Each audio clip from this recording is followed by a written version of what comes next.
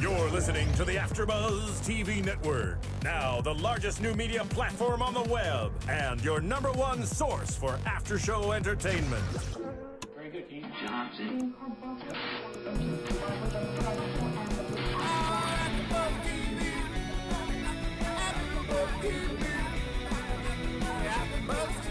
From the AFTERBUZZ Studios in Los Angeles, California, presented by Maria Menounos and Bing.com, and streaming live thanks to Akamai Technologies, this is AFTERBUZZ TV Saturday Night Live After Show. We'll break down tonight's episode and get you all the latest news and gossip.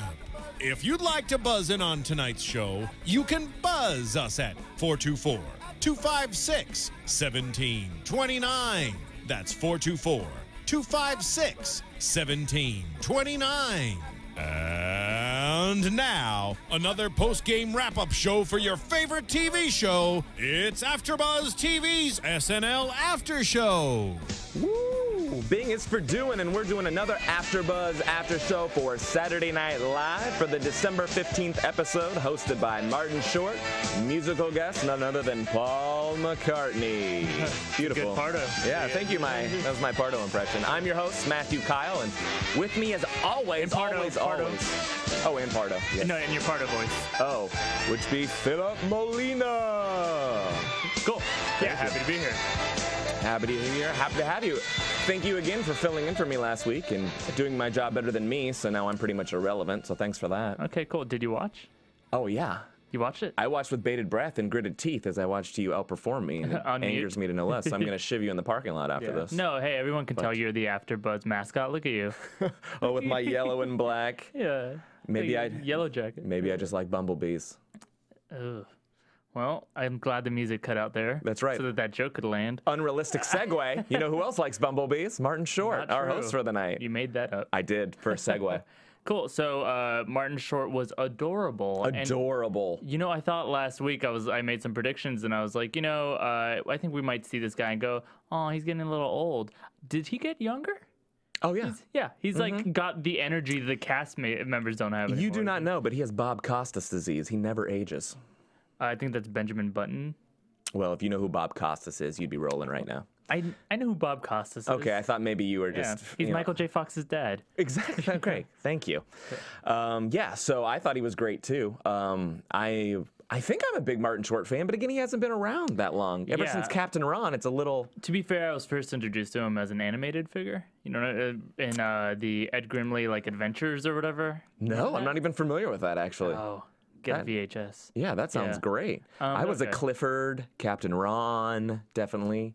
Early to mid-90s, he definitely had some gems in there. And then because he's such an acting extraordinaire, I didn't know it was him as a child in the Father of the Bride movies. Oh, certainly. Right. Yeah. Well, I mean, he has an extensive acting career, and he's done musical theater, as you can tell, from his song in the opener. And God, we love Martin Short. We do. And you want to know why? Because he enjoys what he does. You can tell that he loves it.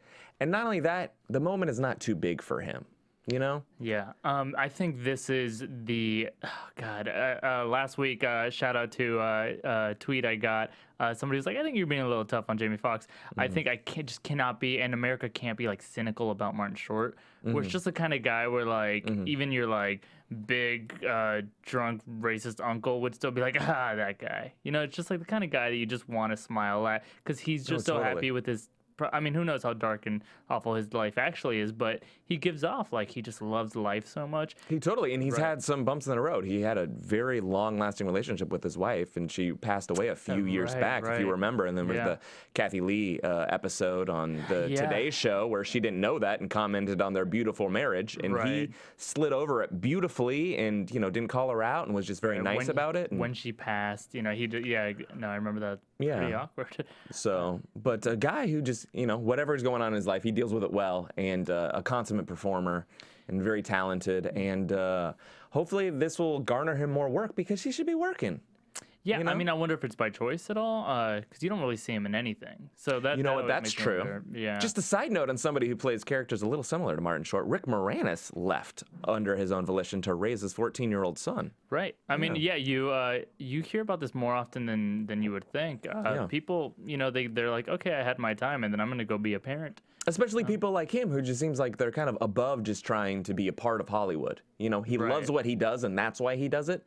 But the adulation, these are not the Jedi things he craves. I doubt he would be the performer he is and was if he had stuck around and been kind of in the spotlight.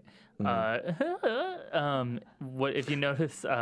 He just felt really genuinely like silly. And I think that's exactly just what he is. He's silly. I don't think you can be popular right now and be that kind of comedian. So I think that's part of why it was a nice throwback to the past where, you know what, a funny face can land a joke too. And we kind of forget that, especially me where I'm so constant like, oh, your timing and delivery and like the music can't be playing too loud in the background and you can't stutter. And then he just makes a funny face and makes us laugh anyway. Totally, or changes the inflection in his voice. It's very silly. And I think especially juxtaposed to the tragedy of this week and everybody kind of being down in spirits, silliness is such a great trampoline back into normalcy, I think. So. Right. So before we get too into that, because I do want to discuss that or whatever, just please make sure and let us know on iTunes how we're doing. We had some comments recently, so I really appreciate just you guys watching and following the show. Comment, like us. Yeah. YouTube, check us out on there too if you want to see our beautiful, beautiful faces. But also on iTunes, you can podcast us and get to the nitty-gritty of our SNL lives. You podcast us. We'll, whatever that verb means, do it to us. Right. Podcast us. Yeah. Right? Yeah.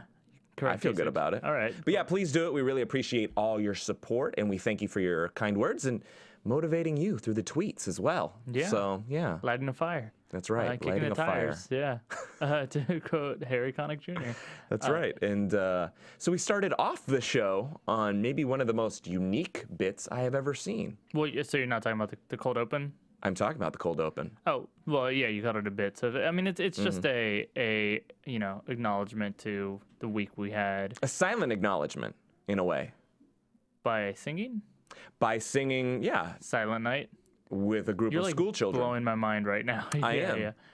It wasn't, that's what I'm saying. It wasn't even overt or heavy-handed or anything. There was no call-out. I thought you were trying to pun the title of the song, and I was like, you know what, Matt? You don't need it. You don't need it. You know what? Don't humor me, Philip. A silent night of comedy. I have 5 good jokes a show, and I'm not going to waste one there. Yeah. It was just really appropriate. I mean, I think everyone remembers Rudy Giuliani after 9/11, kind of just watching SNL like, are we able to do this right now? And I think everyone, The Onion kind of had a similar moment where somebody told me the day of the shooting, they were like, did you see The Onion's headline yet? And I was like, oh, can they get away with that yet?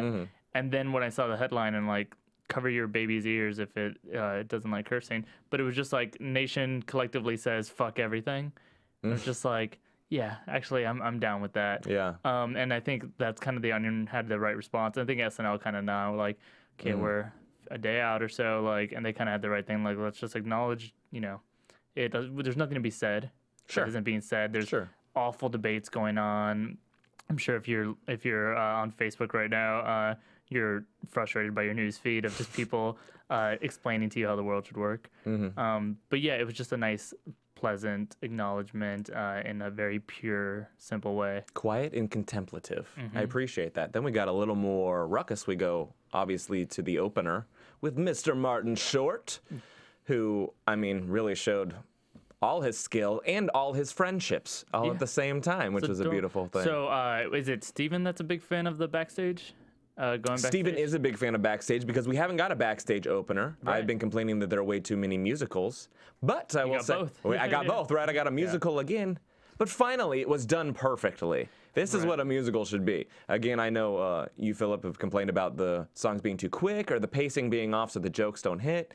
This pacing was slow enough. The jokes were clear. There's bits that are between music, whatever, so we can take a second and just have like a fun moment with exactly with the various guests. Just very well done. Yeah. And then the all the stars come out and shine. You have Paul Schaefer on stage with him, who Yeah. Probably longtime friends, I imagine, since they were there. Right, him and Lauren too. Yeah, way back in the day. Watch this and like, sure, I'm a stickler for like delivery and professionalism and performance ability.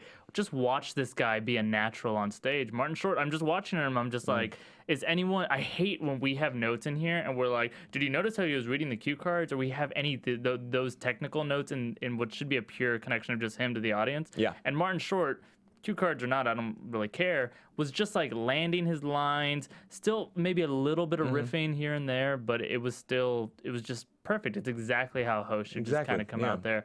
And that moment actually was pretty excited for the episode because I was like, you know what? This is our sometimes co-host Eric Voss's favorite idea. Former cast members can be such great guest hosts when they come back. I know you don't want it to like only be that. But it is really fun when they come back because they know how to work that stage. It is, and I think that's why if it was always like that, you lose the specialness of it.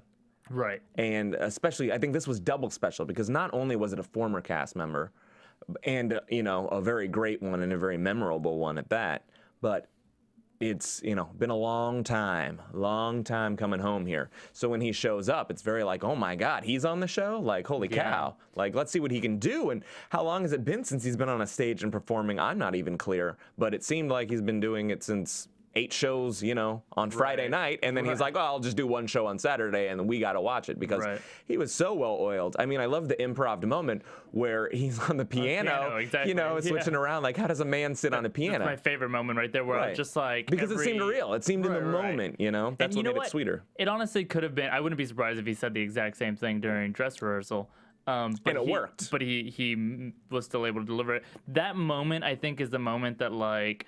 A lot of you are visiting your families at home right now or whatever. I feel like if you were watching this with your family, just everyone in the room is just like giggling, just like that's, and I think that's a nice just example of just this whole episode. This guy was just so likable this whole episode. The episode's writing was only partially even there.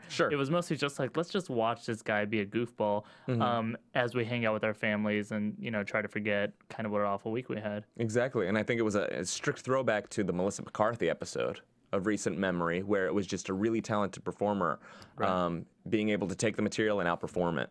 Right. So Melissa McCarthy out of Groundlings, right? That's exactly right. But Martin Short is SCTV. So that's right. Second City, Toronto. So do we know? So his training is straight up Second City, I guess. Yes. Yeah. But he was also in musical theater for a long time. He had a lot of friends who were going to get involved with Second City and stuff. And he stuck with musical theater. He was a real late bloomer because he wasn't on SNL until close to his mid-30s. Maybe it was 31, or even later. So something interesting is Martin Short's span on SNL that did not overlap with Lorne Michaels. That's during the Dick Ebersol era. If I'm correct, we had that Gene Domanian lost season where you can't even find videos of it. Lorne Michaels like has banned them. And then you have Dick Ebersol who helped create the 5 show. years, I believe. Right, exactly. And so it's really during that era. So it's kind of interesting that he and Lorne still felt like old buddies, or a little more than that if you watch the as the end of the bit, they kiss when you think he's gonna kiss Tina Fey. So yeah, that's fun. That was fun, and everybody shows up for Martin Short. That's what I thought was great. That kind of tells you that he's a great guy too. Who knows if Tina Fey knows him? But she shows up for him. Who knows if Samuel Jackson knows him? I know he knows Paul Schaefer. Right. He's probably met Jimmy Fallon. But, all these people are showing up. And Kristen it's a Christmas Wiig. Episode. Yeah. Hey, Kristen Wiig's in town. Was she filming? I don't know. Yeah, I think everyone was like, "Ooh, are we gonna get to see a Kristen Wiig sketch?" And then, that was our sighting. But it was, I'm happy with it. Because the only person who did not show in that, as the celebrities, if you will, who did not show up in that opening, was Alec Baldwin, who then all of a sudden shows up in the first sketch, the Tony Bennett show, his favorite character to play. So is it me? That's okay. That's not bad. I'll give you that. I was just winging it. I didn't come rehearsed on that. Okay, cool. Then I'll set you up for a second go at it. Okay. Oh, right now? All right. Okay. All right. Matt Kyle, everybody. Cat's pajamas, man. Yeah. Well, no. Okay, I'm pushing it. I get it. I get it. Thanks. Yeah. So the Bennett brothers, I would say this sketch, honestly, not great. No. I get the idea. Alec wasn't in the opener thing. I wonder, did Alec say like, "Oh, hey, by the way, I'm down to swing by," and they're like, "Oh, sure." we'll build a set. Like, well, it seems one of the two. It either seems like it's that, or it seems like Martin Short is a big fan of that character and was like, hey, can we get him to come and do it? And he was like, sure, I'd love to do it because I want to do this character. Yeah, I've got a mediocre version of the same impression, so I'll do mine, and it'll be his, exactly unstable little brother. Yeah, it was a cute little thing. I think it's at the top. Last week we talked a little bit about watch the first sketch after the monologue for the theme of the show. I think this one is less applicable. I think it's more just the idea, like, we've got Alec. We're not going to bury Alec, and it's a fun little bit. Let's just kind of get in and out. God, I hate dwelling on it, but I didn't like the Kanye. Kanye impression was good, but the bit just kind of went like, where are we now? Because Kanye came out. When they did the Godfather thing, they filled his mouth with gauze, I guess. Did you notice that? Are you doing Godfather Time or Kanye? Is now. Is it the Godfather? I'm doing Kanye. I'm switching from Tony Bennett to Kanye. I'm like the Mel Blanc right now. I'm killing it. Thank you. Oh my God, he just made that applause sound with his mouth. You are doing a great job. I'll do Snagglepuss in a minute. Oh, that's easy. Cool. All right, so you mean you'll exit stage left? Even. Yeah.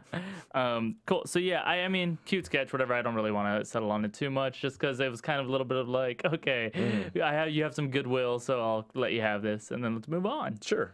But it was cute. I thought it ended on a better note, especially when they were doing like the X-Lax bit. I thought that was kind of fun and cute and charming. Yeah, it was a little bit where I know Steve will be like, all right, literally toilet humor. He's not a huge fan of that. I let them get away with a little bit, and it was okay.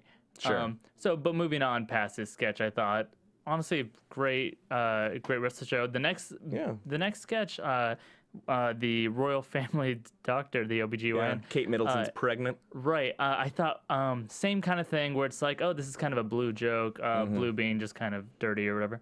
But it was just such a fun wordplay thing they had going there. Or just the different names for the royal muffin, Woohoo, if you will. Yeah. Woohoo. Yeah. The JJ. Can we say that? Not in Britain, but yeah. It's a different thing there. That's classic Britain term there. The JJ. That just like, I'd be fine if that was the whole sketch. It was just different ways to describe Kate Middleton's puff. I don't know. Where's Steven? He gives us the ones like chicken heart and stuff. I don't even know what that means. He knows all those. He knows all these street terms. He's so Brooklyn, Is he? Yeah, he's Jay-Z. Okay. Right? I see it. Jay-Z Chazé, right? That's his full name? Yeah. Got an NSYNC fan in the house. NSYNC fan in the booth. Thank you. Yeah, I got a thumbs up from the booth. That's good stuff. Now we know we're rolling. But yeah, I thoroughly enjoyed it too. And again, it falls back to the great performance from Martin Short really pushing it, but also Bill Hader, who does those wonderful secondary characters. You know, he has that like kind of odd, deep voice Englishman thing. That's There's a uniqueness to all his characters that I always appreciate. And they're specific, right? And exactly. All he has to do is bounce the ball back, but he does a fantastic job of that. And Martin Short, even when the bit kind of started to fizzle, then he changed his voice. Right. And he got a laugh from the audience, and then he paused because of the laugh. And I'm like, this guy's so in the moment, and he knows how to work a crowd. Well, he's a veteran. He just, you're right. I mean, if anyone thinks that a performer of that caliber loses their ability to hold on to an accent, that's not what's happening there. He's just like, you know what? I'm just gonna change it. Yeah, he's just screwing around and having fun. Right, and that's the most important thing. Bill's kind of cracking a bit in there or whatever. Right. It just started to become like, I genuinely think Martin had not played it that big until that live moment there. And I agree with you. There's something that kind of tells me, especially somebody who's done probably so many performances in front of an audience, that there's a different switch when you know it's live bullets. And I'm sure he has some extra gear that everybody was like, okay, we're doing this now, you know, and like, how fun is this? Because we have no idea what's going to happen. Cool. So what do you think of that ending? The ending I enjoyed. It was fine. I thought it was fine. For some reason, they feel like that's a real callback character for Fred Armisen now that he's done a couple times. But it's not really anything, you know? It's like, it's fine. I kind of expected an appearance from him, her. It was okay. It was a disconnected ending, though. Yeah, a little bit. Yeah, well, it's just I think everyone wants the goal to be like solved from the inside kind of thing. It's like you don't want the Deus Ex Machina in a movie to suddenly like God takes care of things. It's like, oh well, you solved our problem with something we didn't have before. Great. Our one film lit viewer is going to tweet you and be like, thanks for the terminology, douche. Right. Terminology. Wow. Douche. I couldn't say that word. Comma. You can't say that? Yeah, no. It won't. Oh, okay. Cool. It's in my wheelhouse. And then we had our only taped bit of the week. I almost feel like this was there just so more people could have some stage time a little bit, or video time. You're a rat bastard, Charlie Brown. Yeah. There's a lot of people who didn't even show in the whole episode. Right. Bobby Moynihan? Bobby had little bits. A little vacation. Right. No, well, he was the secret Royal Guard in Certainly. Yeah, so he was around, but Tim Robinson. Gone. Yeah, dead. Kate McKinnon. Dead. Yeah. Adie Bryant. Missing, but yeah, but presumed dead. No, yeah. So no, it was. I think that's partly why that sketch was in there. It's like, you know what? It showcases a lot of people. Let's toss it in there. It was okay. Yeah. It was a little long for me. The Pacino's great as usual. Sure, fun. The shorts, Larry David, not spot on voice-wise, but like appearance. I was like, God, the makeup landed so well on that. Well. But I did think sometimes I thought the voice was really spot on. You know, especially it was it was really close. I thought it was really good actually. Yeah. I really liked that one. I also enjoyed the Michael Keaton. Which we need to see come back in, like, I don't know, multiplicity sketch or whatever the hell Michael Keaton's doing right now, which is... That would be great, but yeah, the Michael Keaton was really fun. Cecily Strong... Yeah. Cecily Strong's Fran Drescher. We've seen her do that before, and it's on point. Yeah. So, I mean, all of those were great. You know, it reminds me of the Brendan Fraser episode a couple years back. You ever see that, where they did a Charlie Brown sketch, too? I have a lot of trouble finding this video online, but I was maybe in high school or something, but it was one of the first moments where I was like, oh my God, SNL is brilliant. I love this show. Just because it was the news footage? Was it like news related? No, well, they did a live action Charlie Brown version. And so like Brendan Fraser was Charlie Brown himself, and they gave him this like really elaborate, like paper mache head, and just like his face and kind of all the different people, you know, I think Molly Shannon was Lucy or something like that. And so she goes and she, you know, he breaks kicks the football head. or whatever. Yeah. And then she pulls it. He falls back and his head like explodes and there's just blood everywhere. And he's just like, oh my God, you killed me. I'm dead. And like, it was just the most intense thing. And just that was kind of the first time where I saw something from like my childhood kind of destroyed on SNL. And I was like, I love this. Do you like Charlie Brown? I mean, he's all right. He's a cool dude. Okay, I never liked Charlie Brown. I don't. Is that the kind of thing you like? Yeah, well, people have to like it, right? It was a comic for a bazillion years, and then they do those. It's like God, and as a Mickey kid, Mouse, you know, as a kid, like your parents would make you like, oh, put him in front of this cartoon because they're gonna like a cartoon because they're a kid, and then you're watching this and you're like, this sucks. Like a newspaper cartoon, like, or you mean like an actual cartoon in front of a television? Charlie Brown, like, jeez, I was poor. You think I was homeless or something? And it's just because of my clothes. I get it, but overall, I was not homeless. And overall, I had a TV. Yeah. Overalls. Well, I was in overalls. Yeah, exactly. Exactly. All Oshkosh. Bigosh. Filup. On that note. On that note, yeah, so it was cutesy, you know. A little long. Again, it was kind of the episode where like it earned, you know, some goodwill toward it. So I was like, fine, let's move right along, as we should too. Well, first I do want to mention that Paul McCartney, we last week we predicted that he'd have a couple of extra songs. So this episode was light on sketches. Paul McCartney had 3 songs. It's kind of cool. Yeah, he did. Yeah. But yeah, I mean, he's Paul McCartney. Like, it's kind of hard to say anything about him. Paul McCartney can do pretty much whatever he wants. Right. Again, sometimes when he's singing, though, I'm like, get the impression that I was like, if this was karaoke at the same level of singing, because at this point his voice is not tremendously strong, and he gets overwhelmed by the music a lot. Right. I don't know how impressed I would be. But I very much enjoyed, and I'm not a huge Beatles fan or Paul McCartney fan in general, but I'm very respectful of that. And I don't think many people are. Oh, there's a lot of people who are. I'm kidding. You're insane. Jeez. What is wrong with you? Well, you said you like Charlie Brown, and I can't get on board with that either. I'm indifferent toward him. He's a symbol. Jeez. He's like Batman. I just can't feel anything. He just permeates my existence. You're so middle.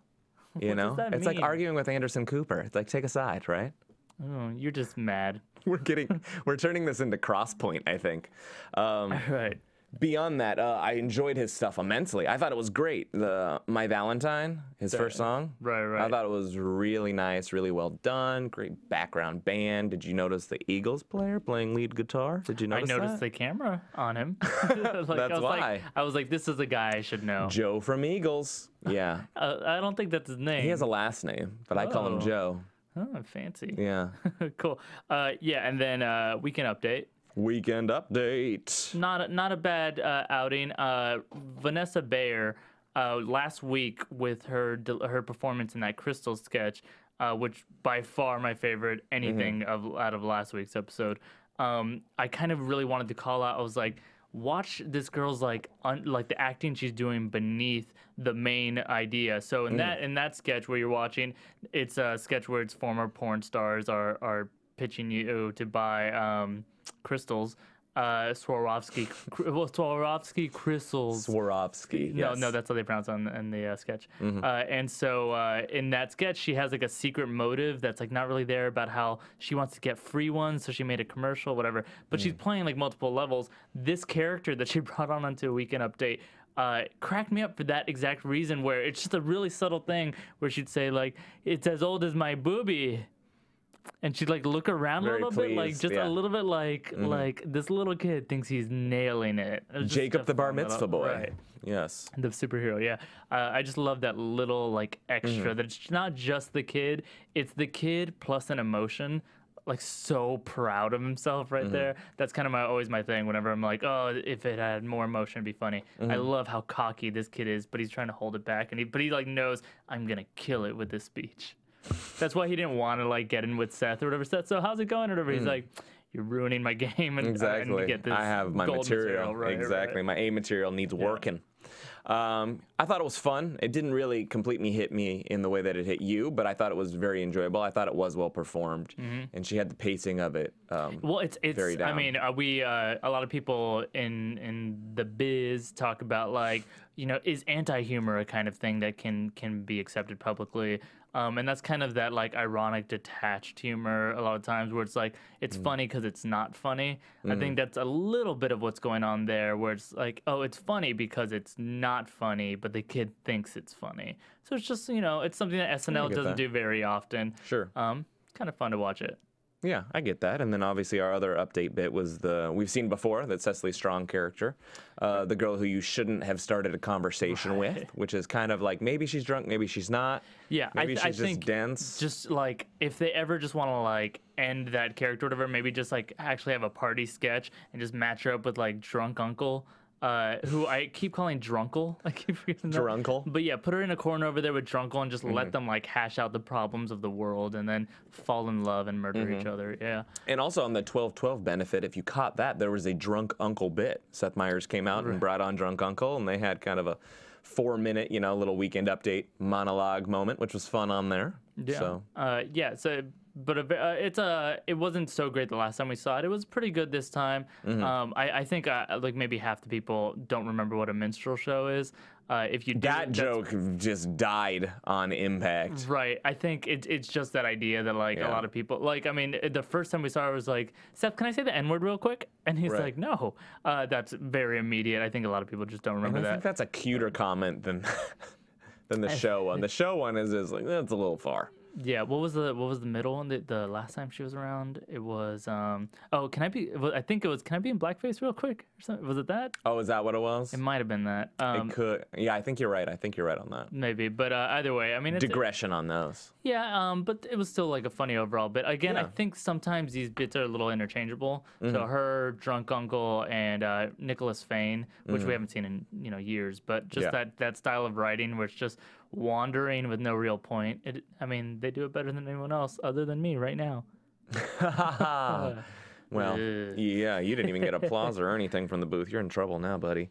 He's sleeping. Yeah, so and then weekend update overall. Just, again, kind of more of an abbreviated version than we've been treated to lately. Right. But, still fun. He had a couple good jokes. I liked the Forever joke. The girl who was born at 12/12 on 12/12/12. They named her Forever. And she's going to be a stripper forever. Right. Yeah, the audience didn't love it as much. And then he pretended to take the note. Yeah, exactly.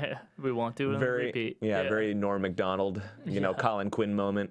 Where annoyed by the crowd for not accepting their joke, but I like that. Just again to reiterate, I feel like these episodes, these Christmas episodes, these mid-season finales, which is what this is, these star-studded episodes. It's an episode where it's like we're watching the sketches as like almost filler material on like the weekend update part, which just like these are the cute parts. So I think again, that's why it was a little shorter episode. Honestly, I was more thinking about just everything else going on. Kind of when Kristen Wiig left.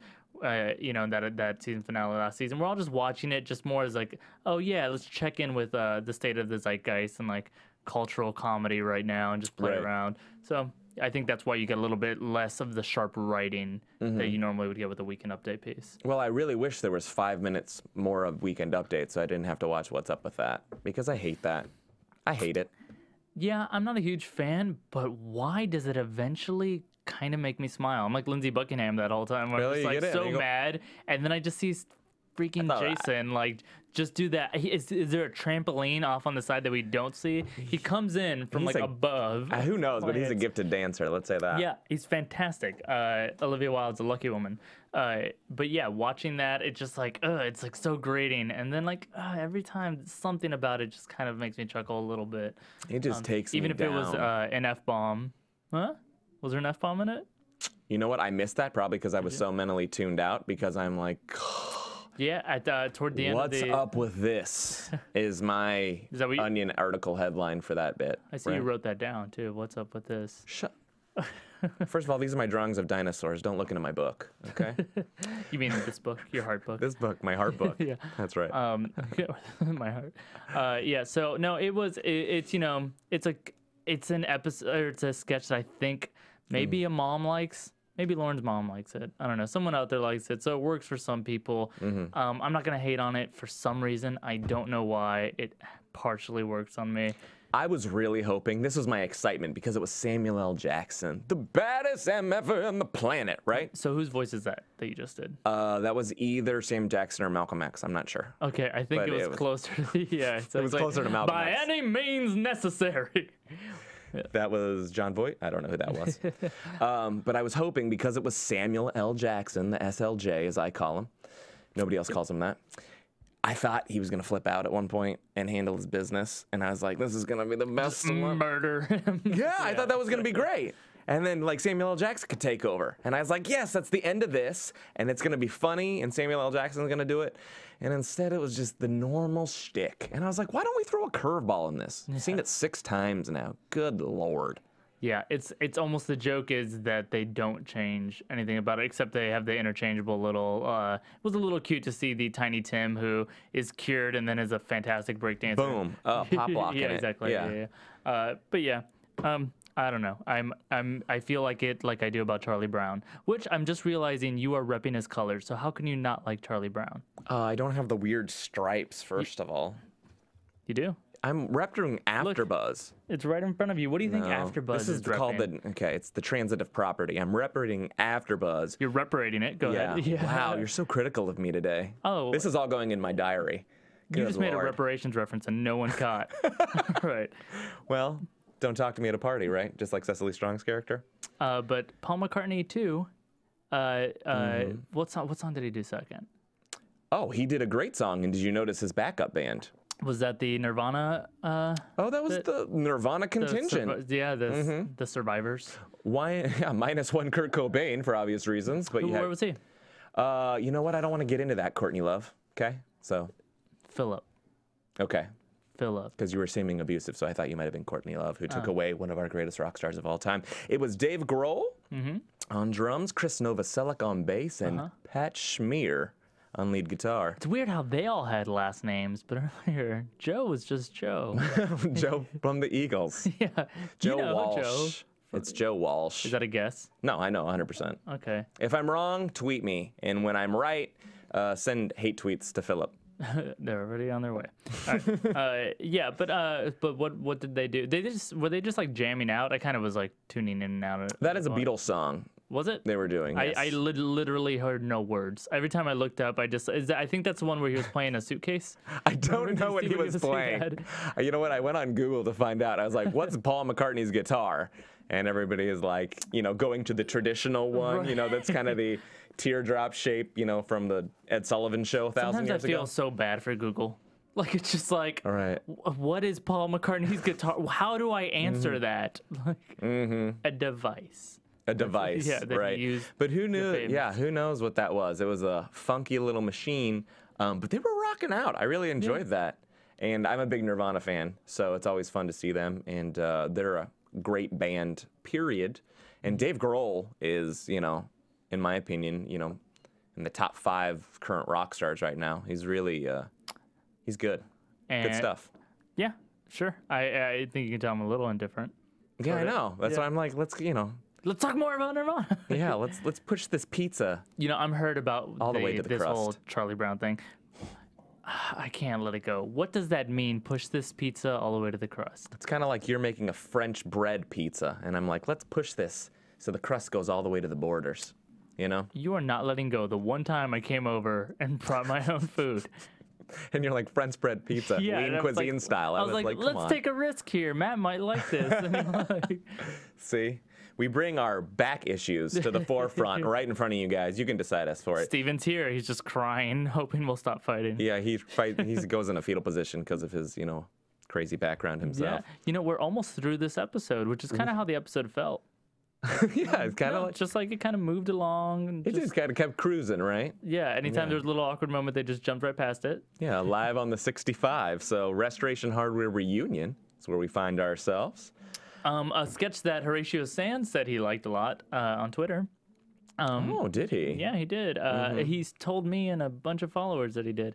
I like it for no reason. I just like the guys. I like this. Maybe I was feeling a little bit like I had a little need for a little bit of just a writing sketch where it doesn't have a structure, but it's just they paid a lot of attention to the individual lines. Much similar to the Louis C.K. sketch at the hotel, you know, that fun kind of wordplay. Right. You know, a little similar to the wordplay sketch earlier in the show. Obviously, the Kate Middleton's pregnant one. Right, exactly. Where it's just like, you know, I go ahead and rant for a little while. This, so this sketch started with that intro from Keenan, which a lot of people that I was watching with were like, was that necessary? I don't think we needed that. Me, I love it. For some reason, I want them to break the form as often as they can, just keep us on our toes. So cool, break the fourth wall, set up a sketch. I mean, why not? I don't know if the sketch needed it, probably didn't, but it's just fun to just kind of, it's just all about like variety and texture, and that creates, so the variety in the show comes in, you know, there's so many different kinds of things, but the texture is just like giving you things at different speeds and different energies, and that just setting up that sketch is just like, I'm going to explain it. It's almost like Rod Serling coming out before a Twilight Zone episode where it's like, you know, sometimes you run into someone who you thought you knew, but you don't, or something. Just some weird little intro like that just sends us in there with a different frame of mind, and it, I don't know, for me it helped that sketch, even though by the end I was like, oh, the sketch was kind of one of the weaker ones of the night. It helped the sketch for me. I 100% agree with you. Okay, yeah. Do you want me to say that? Do you want me to say that? I just don't know if I believe it. I 100% agree with you. I also think probably the one thing that kept it from being one of the better sketches of the night is neither of them really had a character. You know, and it's one of those bits where you really don't have a character. You're very much yourself because the words are surreal. And so you're playing it as a real character. And so you don't have a chance to, you know, the surreal words, you know, you have to do that polarity. So you just have to play it like yourself. And I get that. Right. But it was emotionless, something that I kind of go back to when like a sketch is all writing without emotion. It's a little harder to connect. Right. And then you have two performers who I think feel safest and most secure and most confident and perform the best when they're big characters. Right. Fred Armisen and Martin Short. I think we sensed it in that moment where he said, I cannot write a book. And then like there's kind of a beat and he goes, I cannot write a book. Or like, I do not know how to write a book. And he kind of just like reiterated it more emphatically. I was like, oh, I think he's just kind of trying to like connect with it a little more. Yeah, because it's one of those things where you want to play it really bland because that's kind of where it feels like it should be. Yeah, it was a bland sketch. It almost feels like I wouldn't be surprised if there's a on NBC.com. There's a another sketch that was cut from the night. I haven't seen it yet. I wonder if maybe that just was a little longer or something. And this sketch wasn't very long. It was very simple. Maybe it was able to like fill in.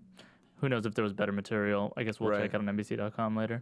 You're a little surprised there wasn't a throwback Martin Short character from his time when he was on the show? This is the only one that I remember honestly is Ed Grimley. Do you remember Any of his other major characters? And that's the one that sticks out, I think, in everybody's head most. But obviously, there was clearly nothing throwback because nothing even appeared to be close to it. Right. So the energy is the only thing. I feel like the whole episode, like, just was from that era a little bit.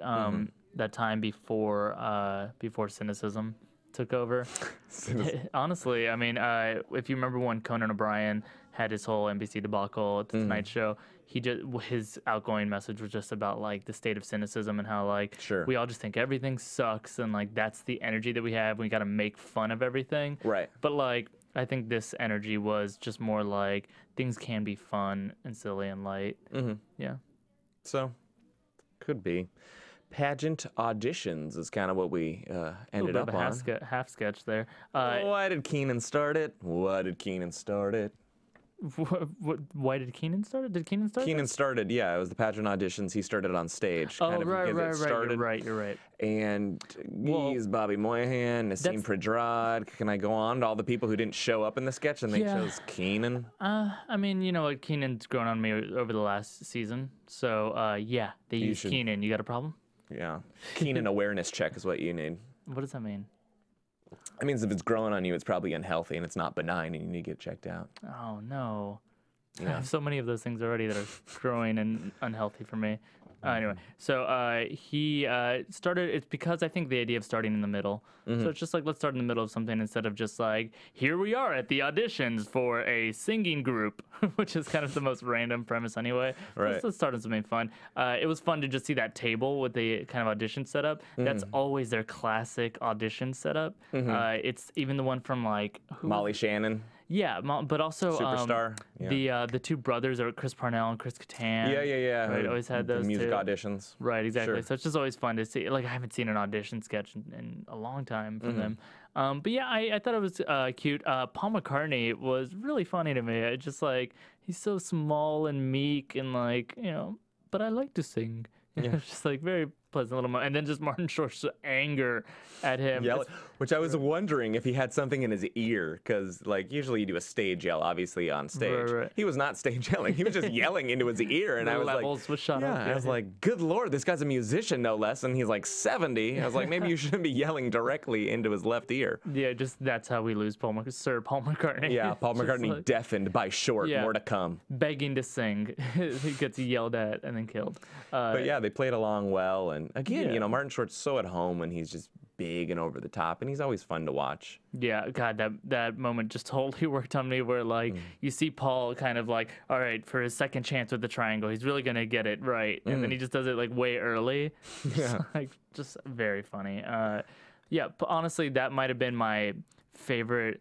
It might have been my favorite moment of the show, and just like, well, I guess maybe that or the piano moment we talked about earlier. Piano would be mine, hands but it was down. just like feeling of the show was just so like, oh, this is cool and fun, like cool in like the throwback way where it's like we're watching Paul McCartney just be silly with Martin Short. Like how often do we kind of all take a break and just giggle at something silly like that? Right, and they took a break right from that sketch because halfway through the sketch you feel like maybe you're gonna get a second or third beat of that sketch, and instead we just tear down the walls. Right. So why do I love this sketch? Breaking the fourth wall, breaking the back wall. I love when they're just interesting transitions, play with the form.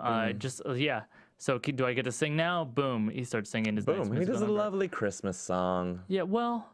Tell us, Philip. Tell us how we should feel about it. No, I won't, because I don't want to ruin the mood. But I'll say it was a delight to hear children sing that. And, that's it. I thought it was a nice song. I think his voice is going. A little bit. And it's, again, maybe it was just one of those things where he was singing louder in rehearsal and they didn't have the mic up. I don't know. That's kind of a lame excuse, but he just is a quiet singer these days. Quiet singer, Paul McCartney. Yeah, hard to sing, and it's like when the background vocals kicked in from the two guys, on either side of him. Right. It's like then he gets drowned out. Yeah. Yeah. So, but again, it's just, it's kind of, you're watching a legend. Yeah. Can I say it's just something, I mean, this is getting way too in touch with my personal life, but I was having an argument with someone during this part. Well, tell us who it was. She is a wonderful gentleman. And a wonderful gentleman. Well, that's what we were arguing about. And is her name Oxymoron? Yeah. Wonderful gentleman. Hey, you just used up your last joke. I hope it was worth it for you. But we were arguing, and like there'd be like a lot of tension and kind of yelling, and then like a little bit of pause, and then you just hear simply having a wonderful. It's just like, this is the worst moment ever, but I'm still a little happy. That's beautiful. I think we're all drawn in our own lives and how we experience things, and I think that's called our personal filter. Yeah. And to hear yours, because I was I was watching it this afternoon right before I watched a football game, and I was enjoying every moment of it. It was a peaceful moment within, and it was a peaceful moment without. I think mine was indicative of the people that watched with their families, where it's like we're all yelling about like spilling the like the dog eating something or whatever, and then just like, oh yeah, we're watching this pleasant thing as a family. Just like when Clark Griswold finally gets the lights to work, and then we're finally out of chaos and peace. Or when the Grinch becomes adorable Nassim Pedrad and just like dances and what up with that. Did you at least enjoy that moment? I did, because I was like, oh, she's like kind of hot. I know, right? In a weird green way with like those furry, must feel so good fingers. Yeah, it took me back to the reason why I had to walk out of Avatar, just overwhelmed with sexuality. Because wait, you walked out of Avatar because it felt weird? Yeah. Okay, I have that same issue with cats. Where when a cat is like being like really receptive to my advances, like but like for like petting, not for whatever. It's a sandy tongue. Yeah, well that's interesting, but not the problem. It's the fact that like after a while they look at you and they're like, right on, let's do it, and then they come up against you and they start vibrating, and I'm like, this suddenly got sexual and I need to walk out. Sex? Yes, please. Was that That was a yes, please. Yeah. We might have gotten into a weird area about 9 minutes ago. No, I don't think we did. Okay, good. We're about to. If you have if you viewers at home, if you want to see this happen, Steven, you have your cat costume. I called you Steven. You sure did. Wow, I got lost in everything. Wow, you're really projecting right now. Man, it's just I saw Steven in my dreams last night, and I haven't been able to let it go. Wow. Yeah. All right. That's when we got into this. Is you and Steven both put me into corners where there's no possible segue. Do you notice, viewers? Look, if you notice, we always sit on the same side. Steven and I, we're playing with each other's thumbs the whole time. Keep an eye out for it. Yeah. Okay, that's prison code. Thumbs. Anywho. For Shiv. For Shiv. He thumbed me. Chicken heart. Oh no. Yeah, that's just segue. Chicken. You know what? For it. Well, there's no segue. You guys build me into a corner. It's great. 2 thumbs up for this episode. Hey, that's a well. Is that a riot? Yeah, sounded like an old Wacky Races laugh track from Hanna-Barbera. So yeah, this is the last 2 thumbs up to this episode. We're not treated to another episode till January 19th. Jennifer Lawrence. I'm very excited for that episode. Yeah, Jennifer Lawrence, the Lumineers. Don't know who the Lumineers. Did they work at Disney? Why? Oh, the Imagineers? Is that, you like that clearly joke? Ran out of jokes. You like that joke? The last one. No, that's not a joke. All right. Right. What are you doing? He's taking off his jacket. He's ready to go. I'm ready to shiv you now. Thumb me. The Jennifer Lawrence episode I'm really excited about just because she is so good. You saw Silver Linings Playbook? Did you see it? Yeah. She's great. Fantastic. She's great. She is, how old is she? You know what, early 20s? 40? Is she 20? 20? Yeah, 21, sure. Okay, something sure. in She's there? like 21 or something. She plays, way beyond that, her maturity in that movie. And so I'm just like, I get really excited when we just get like these really gifted actors. Is it me or is it, I feel like it's not that often where we get these, what SNL hosting was all about, which was like, let's show the like fun side of someone who we don't normally see that from. I think Jennifer Lawrence is totally in that boat right now where like she's doing all these very cool films, but they're all very serious and her characters are struggling. We haven't seen that fun side yet. All right. So I just love to like crack open a new celebrity. I'm really excited to see what happens. We're going to crack it open like a fortune cookie. And you know what's just like fortune cookies? Our predictions. My segues are back. Your AfterBuzz TV predictions. I looked into my magic 8-ball that I received for my 7th grade birthday, and what did it tell me? You got a 7th grade birthday. I did when I was 13, but some people don't know if I was in 6th or 7th grade. God. My 7th grade birthday magic 8-ball told me there will be a Hunger Games sketch. And you know did it already happen? Well, with Jennifer Lawrence. Right. God, I want to say there won't be, but then I said there wouldn't be an Avengers one, and then they, for some reason, I guess they watched. I got 50 crunches if there's not a Hunger Games sketch. Sure. All right. What do I think they'll be? Not a musical opener.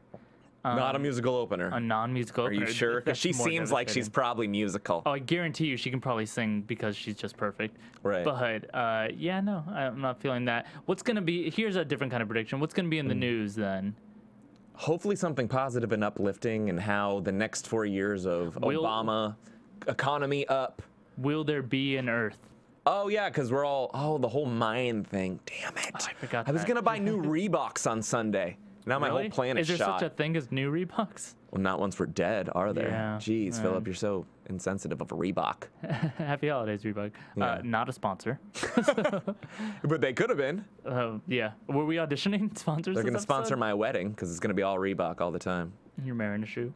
Cool. That's right. All right. So, yeah, I think we will not have fallen off the fiscal cliff. Okay. And we'll still be alive. Let's start with that. Bam. And Obama cold open.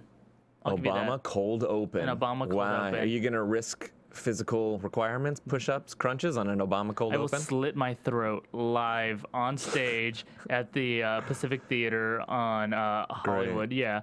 Philip's also starring in Hamlet, if you guys didn't know. Right. It has nothing to do with the Shakespeare play. But yeah, I think we'll be in a better situation, feeling a little bit better than we have recently. I hope so. Yeah. I hope so.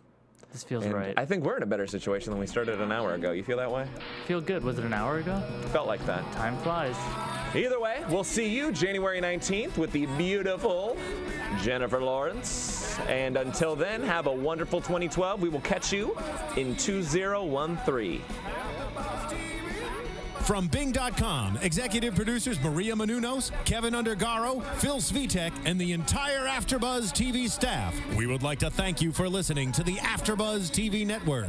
To watch or listen to other after shows and post comments or questions, be sure to visit AfterBuzzTV.com. I'm Sir Richard Wentworth, and this has been a presentation of AfterBuzz TV. Buzz you later. The views expressed herein are those of the hosts only and do not necessarily reflect the views of AfterBuzz TV or its owners or principals.